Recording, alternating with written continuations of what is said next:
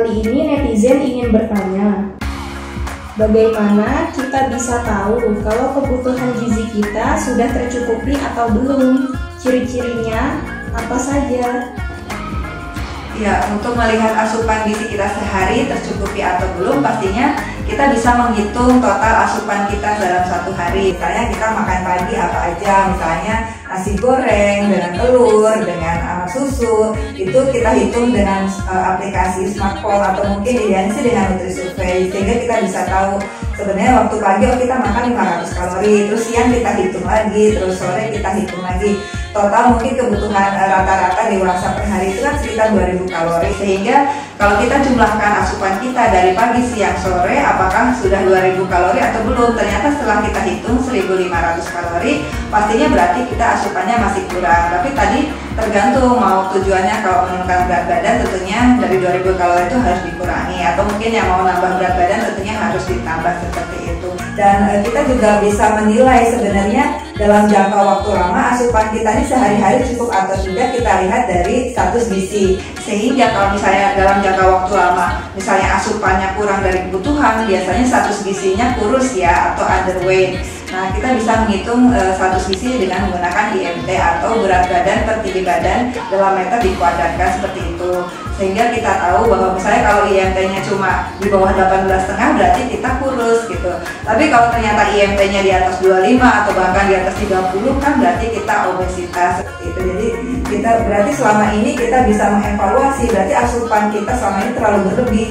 Karena mungkin ya kita tidak menyadari bahwa asupan yang kita makan sehari-hari terlalu tinggi kalori. Misalnya sepertinya tidak makan banyak tapi ternyata yang kita makan tinggi kalori gitu kan. Kita seperti sekarang misalnya McD itu kan 500 kalori misalnya seperti itu. Jadi sehingga tidak sadar sebenarnya tiap hari kita konsumsi mungkin bisa mencapai 3000 kalori, sehingga dampaknya kita obesitas seperti itu. Jadi itu sebagai ciri-ciri dalam asupan kita yang dikonsumsi dalam jangka waktu lama. Pertanyaan selanjutnya, dengan adanya penyebaran virus corona yang semakin meluas, apakah penggunaan masker itu efektif dalam mengurangi penularan virus tersebut? Adakah tips lain yang dapat diterapkan sebagai upaya preventif? Ya, salah satu memang untuk pencegahan COVID-19 ini penyebarannya adalah salah satunya menggunakan masker. Karena saat kita berinteraksi, berbicara, berdiskusi dengan orang lain, kan takutnya ada droplet yang tidak terlihat itu bisa menularkan ya. Misalnya, karena kita nggak tahu, karena banyak orang yang sekarang tanpa gejala yang sebenarnya udah positif COVID-19. Apalagi kalau yang udah menunjukkan gejala seperti bersin, batuk, tentunya resiko untuk kita terkena droplet dari yang sakit tentunya akan lebih besar. Makanya perannya masker itu baik dari semua orang. Jadi setiap saat kita bertemu orang, baik kita maupun orang lain, kalau menggunakan masker tentunya akan meminimalisir terkenanya penularannya dari virus dari COVID-19 ini. Dan memang tidak hanya dari masker pastinya, karena kita juga perlu untuk meningkatkan daya tahan tubuh. Nah, daya tahan tubuh itu bisa ditingkatkan dengan antioksidan seperti vitamin A, vitamin C, vitamin E, juga dari zinc, juga dari protein. Jadi sehingga kita juga perlu menerapkan gizi seimbang. Selain itu juga kita mungkin bisa memaksimalkan untuk mendapatkan dari manfaat vitamin D dengan cara berjemur setiap pagi. Seperti itu salah satunya, dan mengkonsumsi makanan sumber vitamin D seperti susu dan produk susu seperti keju, yogurt dan lainnya. Sehingga selain itu juga maksud kita juga menjaga kebersihan kita ya. Jadi cuci tangan setiap kita menyentuh permukaan benda, baik itu handphone, biasanya kan kita paling sering menyentuh handphone, dan juga meja atau pintu dan lain sebagainya. Jangan lupa setelah itu kita cuci tangan, apalagi saat kita mungkin belanja dan keluar rumah, pastinya kita harus cuci tangan, dan tiba di rumah harus segera ganti baju dan segera membersihkan diri seperti itu. Jadi upaya-upaya itu harus terus dilakukan secara konsisten seperti itu untuk mencegah untuk penyebaran virus corona. Jadi saya itu type of people yang kalau belum makan itu mual-mual. Nah, saya itu kalau makan sedikit pasti tetap mual-mual. Jadi kalau makannya banyak banget, 1,5 sampai 2 piring baru nggak mual lagi. Kenapa seperti itu ya?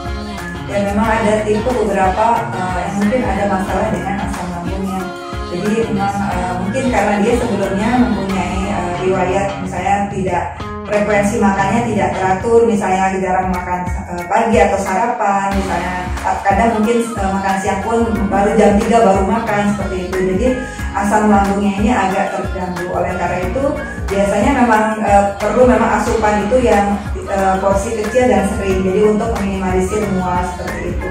Dan porsi kecil dan sering ini memang tadi kalau misalnya beliau juga cuma 1-2 piring baru tidak mual ya, itu juga mungkin ya karena asam lambungnya sudah bisa menetralisir dari makanannya itu sehingga nggak mual. Jadi mungkin itu bisa diminimalisir kita mungkin dengan makan dengan tadi frekuensi teratur dan menghindari makanan yang terlalu asam, terlalu pedas seperti itu, ataupun makanan lain yang bergas seperti misalnya kubis, juga nangka, durian dan seperti itu. Jadi itu untuk pertama frekuensi untuk jadwal untuk makan ya, jadwal untuk makan harus tepat waktu, makan pagi, siang, malam dan juga selingan. Tapi kalau misalnya ada riwayat gastritis atau sakit mah itu misalnya bisa 4 jam sekali makan seperti itu dengan porsi kecil dan sering, dan kita perhatikan juga jenisnya tadi yang tidak pedas, tidak terlalu asam atau seperti itu dari jadwal dan jenis ya, dan jumlahnya juga harus tepat. Jadi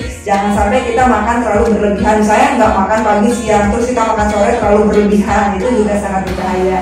Apalagi sekarang banyak restoran all you can eat ya, jadi makan semuanya dalam waktu singkat, itu juga sangat tidak dianjurkan jika terlalu sering seperti itu. Kali ini netizen ingin bertanya, kapan sebaiknya minum air putih untuk menurunkan berat badan? Ya, peran air putih terhadap penurunan berat badan tentunya ada ya. Salah satunya yaitu untuk setidaknya mengurangi asupan makan. Idealnya itu minum air putih adalah sebelum makan kalau untuk ingin menurunkan berat badan, agar asupannya tidak terlalu banyak. Karena kalau udah minum air putih tentunya kita sedikit merasa lebih kenyang ya daripada tidak konsumsi air putih sebelum makan. Tapi intinya untuk kecukupannya dalam 1 hari kita harus memenuhi 8 gelas per hari, dan kita bisa konsumsi secara tadi pagi, siang, sore, dan kita harus memenuhi tadi 8 gelas. Kita bagi saja misalnya 2 makan pagi 2 gelas, terus juga makan siang 2 gelas, makan malam 2 gelas, dan di selingan jam 10 atau jam 4 juga bisa 2 gelas atau 1 gelas seperti itu. Yang penting memenuhi kebutuhan sehari. Intinya sebenarnya peran air putih itu adalah mencegah dehidrasi dan juga bisa juga membantu dalam metabolisme. Jadi karena biasanya kalau untuk menurunkan berat badan kan metabolismenya harus baik ya, jadi sehingga perannya air putih tentunya sangat baik untuk program penurunan berat badan. Saat sarapan, apa saja sih zat gizi penting untuk memenuhi tubuh kita? Karena saya sulit untuk menerapkan sarapan. Adakah tips dan trik agar sarapan itu rutin dilakukan? Ya tentunya sarapan itu sangat penting ya, tadi terutama untuk ya semua orang sebenarnya sangat penting, karena untuk memulai aktivitas adalah di pagi hari, pastinya kita sangat memerlukan energi untuk beraktivitas. Oleh karena itu sarapan sangat penting, dan pada saat sarapan itu perlu makro dan mikronutrien. Makronutrien itu kan contohnya ada energi, protein, lemak, karbohidrat, dan juga ada mikronutrien lain yang penting, misalnya ada vitamin, juga mineral seperti itu, baik dari buah, sayuran dan sebagainya, dan juga kalsium, zinc dan sebagainya. Itu sangat penting sekali, karena kalau makronutrien dan mikronutrien itu cukup, maka aktivitas kita akan maksimal. Apalagi teman-teman mahasiswa ataupun pelajar yang untuk dalam di sekolah bisa maksimal dalam menangkap pelajaran yang diberikan oleh guru, karena tadi makronutrien tadi sangat membantu dalam meningkatkan kecerdasan. Jadi itu sangat penting untuk beraktivitas. Dan juga untuk orang-orang yang dalam program penurunan berat badan itu juga sangat penting, karena metabolismenya akan menjadi normal dan itu akan menjadi baik, sehingga proses pembakaran lemak pun akan menjadi baik sehingga kita sarapan. Maka sarapan itu bisa juga untuk pencegahan obesitas. Saat sarapan tentunya kita harus mengkonsumsi makanan yang baik untuk pencernaan, juga misalnya kaya akan kalori dan protein dan mikronutrien lainnya. Tentunya salah satu contohnya yaitu dengan mengkonsumsi makanan yang tinggi serat, misalnya mengkonsumsi nasi ataupun kalau rotinya yang roti gandum seperti itu. Jadi dan juga bisa juga menambahkan protein, bisa seperti rotinya ditambahkan telur ataupun menambahkan ikan misalnya salmon dan sebagainya. Terus juga bisa menggunakan atau tambahan susu seperti itu. Jadi yang penting itu kan ada kalori, protein dan juga mikronutriennya. Mungkin kita bisa mengkonsumsi jus buah sehingga dari kualitas dari sarapan yang kita konsumsi sangat baik dan itu akan memaksimalkan untuk aktivitas kita sehari-hari. Setelah sarapan pagi, mengapa ada rasa ingin BAB setelahnya ya? Ya mungkin respon tiap orang berbeda ya. Ada yang memang tiap sarapan itu dia tidak mengalami keluhan apa-apa, tapi ada sebagian memang dia pengen buang air besar. Itu tergantung tadi kemampuan dari daya cerna orang tersebut ya. Jadi karena mungkin tadi orang tersebut biasa kalau misalnya biasa kosong misalnya selama tidur itu tidak ada asupan, tapi pada saat asupan itu pada saat pagi hari tentu dia akan merasakan sesuatu yang mungkin dari itu kemampuan dari sistem cerna tiap orang berbeda-beda, karena memang itu spesifik mungkin bisa dipengaruhi oleh faktor-faktor genetik atau faktor mungkin ya metabolismenya sendiri gitu. Jadi memang dari tiap orang berbeda-beda. Mungkin hal itu tersebut kalau tidak maksudnya BAB-nya itu normal dan lancar, tidak diare dan sebagainya, saya rasa itu masih dalam batas normal. Saya ingin bertanya terkait penyakit gastritis. Keluhan yang dialami ialah mual, muntah, dan nyeri ulu hati. Tetapi gastritis saya sering kambuh tiba-tiba pada pagi hari sebelum subuh, seperti rasa mual yang membuat tidak nyaman. Padahal sebelum tidur saya baik-baik saja. Apakah hal tersebut dikarenakan makanan yang saya konsumsi sebelum tidur membuat asam lambung saya naik? Ya, banyak faktor sih yang menyebabkan asam lambung naik, tapi kita mungkin evaluasi apakah itu benar-benar jadi. Misalnya pada waktu makan malam mengkonsumsi misalnya makanan yang terlalu pedas, misalnya kan sekarang lagi musim ayam geprek misalnya cabai 12 misalnya, kita evaluasi jika malam seperti itu konsumsinya dan saat pagi ternyata ada masalah dengan asam lambung, berarti kita harus menghindari makanan tersebut.